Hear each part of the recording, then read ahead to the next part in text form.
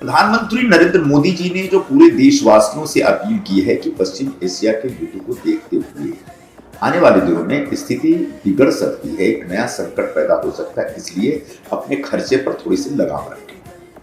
मतलब जो diesel petrol की खपत हो या फिर खाने वाले तेल की खपत हो या फिर ये सोना खरीदने का जो मामला है, तो कैसे ज्यादा से ज्यादा विदेशी मुद्रा को अपने कंट्रोल में रखा जाए, इस दिशा में उन्होंने एक मार्गदर्शन किया और मुझे लगता है देश के नागरिकों ने स्वीकार कर लिया। लेकिन जिस तरीके से विरोधी पक्ष के नेताओं ने इसका विरोध किया है, मुझे लगता है अब इस विरोध के कारण वो और भी हिंदुस्तान में नफरत के पात्र बने।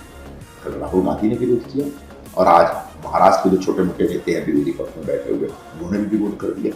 उन्होंने भी कहा, उन्होंने प्रधानमंत्री से सवाल पूछ दिया, प्रधानमंत्री के प्रोटोकॉल के ऊपर सवाल उठा दिया। देश के प्रधानमंत्री हैं, उनकी सुरक्षा एक बहुत बड़ा, सुरक्षा का प्रश्न बहुत बड़ा होता है और ऐसे में जहां कहां जाएंगे वो एक पूरे प्रोटोकॉल के हिसाब से जाना ही पड़ेगा। कल को प्रधानमंत्री को कुछ हो जाए तो ऐसे में जब आम आदमी को कहा जा रहा है कि पब्लिक ट्रांसपोर्ट के ऊपर थोड़ा डिपेंड करिए, जो व्हीकल्स, इलेक्ट्रिक व्हीकल्स के ऊपर थोड़ा डिपेंड करिए, ताकि जो क्रूड ऑयल पे जो कि पूरी तरह से ऑलमोस्ट 80-85% जो आयातित होता है हमारे यहाँ, उस पर जो हमारी डिपेंडेंस है वो कम हो। यह भारत के हित में है और भारत का एक एक नागरिक इसको स्वीकार कर रहा है।